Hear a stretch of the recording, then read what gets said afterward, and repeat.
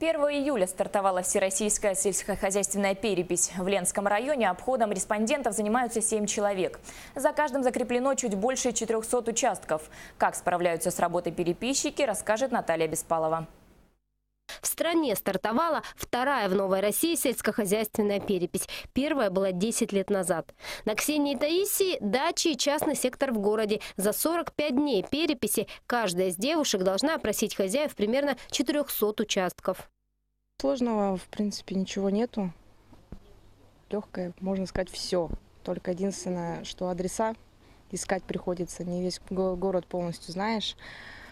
Люди принимают хорошо. Кто чай предлагает, кто конфеты, кто квас. Особенно в жару очень хорошо. Здравствуйте. Здравствуйте. Мы сельскохозяйственная перепись. Алевтина Бабаева готова ответить на любой вопрос переписчиков. Говорит, скрывать нечего. Она, как бывший работник администрации, понимает значение этого дела. Тем более в 2006 году, когда была первая сельхозперепись, она сама принимала в ней активное участие. У нас хозяйство большое, у нас и коровы, и телята, и гуси, и утки, и теплицы, и картошка. Ну, в общем, ассортимент, я считаю, для городского поселения неплохой. Статистика должна знать все. Когда у нас все посчитано и учтено, то жизнь пойдет лучше.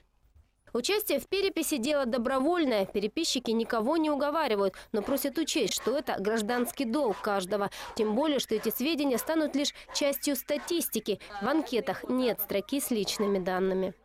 Есть единицы, люди, которые вообще отказываются, но хотелось бы, чтобы этого не происходило.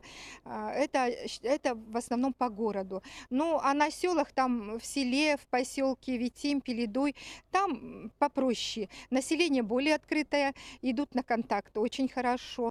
Каждый вечер переписчики передают статистические данные в общую базу.